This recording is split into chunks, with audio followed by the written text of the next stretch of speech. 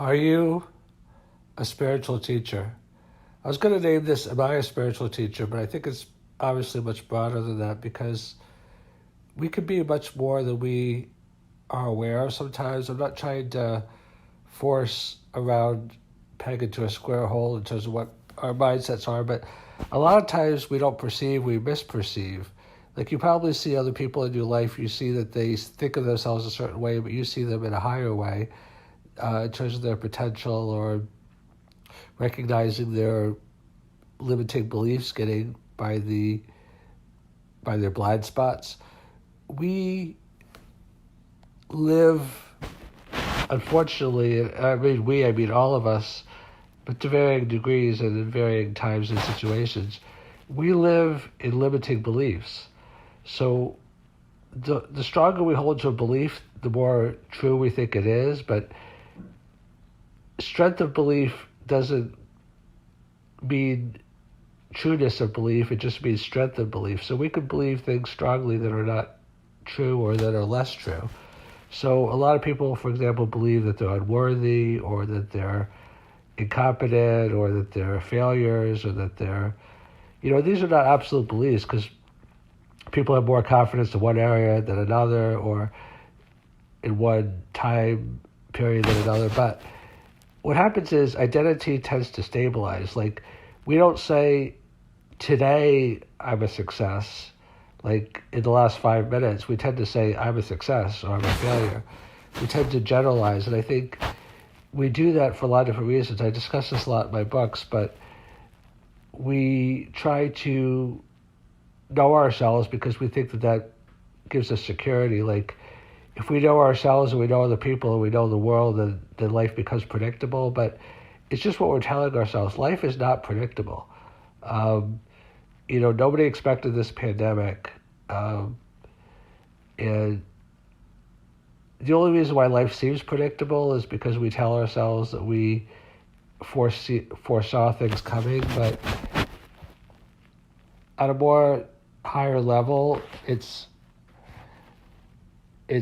just the world is doing what it's doing independent of what we think about it.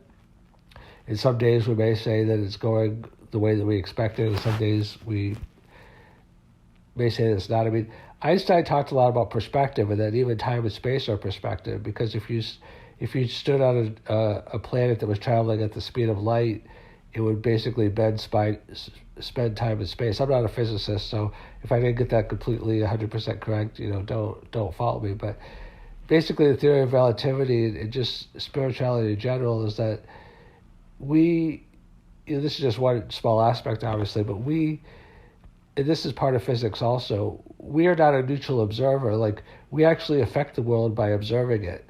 They find that, like, electrons or particles or whatever, they could be in a state of free flow, and that when we observe them, that they stabilize. So our identity is free flowing, and it's in some sense has both a knowable and an unknowable aspect, but we freeze it by knowing it. We freeze it through our self-concept. So are we spiritual teachers? Yes, because we came into this world, we came into this bodies to expand, and we expand through our interactions with each other and the world, with pets, with everything that this world has to offer, with sunlight, with space, with Mars. Everything is affecting everything because everything is emitting energy. And that energy is just everywhere. It's pulsating and it's integrated. Like one of the laws of thermodynamics says the energy can be neither created or destroyed. It can only be transformed. So your body will become part of the ground, and a flower will grow out of it, and your spirit, your consciousness will go wherever it goes. I mean, that's a whole other discussion. But we are spiritual teachers because we are evolving our consciousness.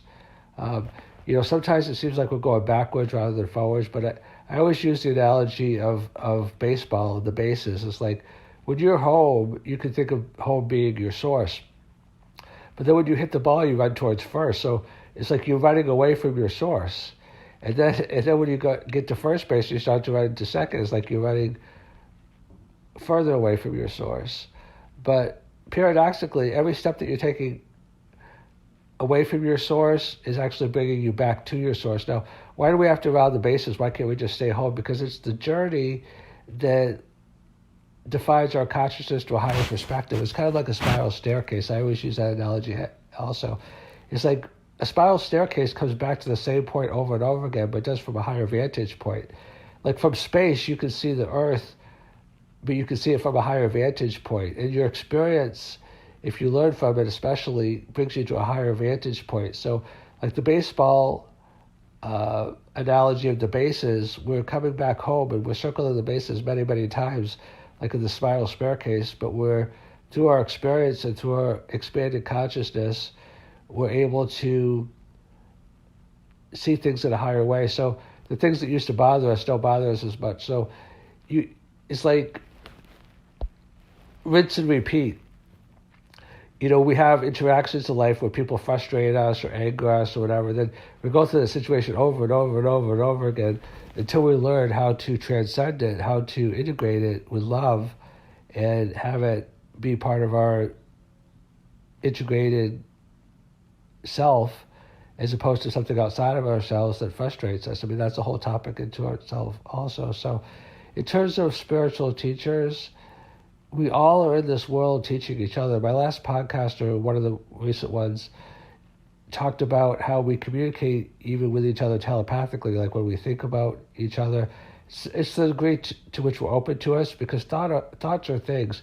You can't injure someone with your thoughts. I mean, you can if they're open to it and if they allow you to, but everybody has free will. And that's why thoughts could be beneficial or healing or dangerous based upon our level of consciousness or our level of receptivity. Like some people talk about bad omens. If they're open to negative thoughts, if they're open to negative spirits, you can be affected to them. But what is the fundamental effect of your being is the essence of your being, which is pure, and the evolved consciousness, and the evolution of your consciousness of your spirit. So everything is always to our greater good. And success, like they say, we think it's a straight line, but it's really this convoluted mess of 2 steps forward, 3 steps to the right, 4 steps backwards, 1 step to up, 2 steps down, 4 steps. It doesn't have to be that way. I mean, maybe it does or maybe it doesn't, but we tend to make it that way because we're not clear of where we're going. Like if we were very clear, but clarity, like they say, good judgment. I forget exactly how it goes, but comes from experience, and it's kind of a circular thing with good judgment and bad judgment. I forget exactly how that saying goes, but you may have heard of it. But we're all spiritual teachers because we're all here to grow, to learn from each other, to evolve our souls, to be a benefit to each other, to communicate with each other. I mean, in a matter of time, if we don't kill ourselves as a species, which I hope obviously we don't, we'll be traveling the galaxy, the cosmos. Like in this pandemic, for example, some people are petrified and think the world is coming to an end, while other people remain extremely optimistic and think that this challenge is going to make us stronger as a species. So they find that at any time, like even in depressions, there's some people that become fabulously wealthy, and even in great times, there's some people that go bankrupt. So it's not so much the circumstances. I mean, circumstances do play a role, but it's really the consciousness and the preparedness and the ability to be resourceful in the face of those circumstances. So you are a spiritual teacher.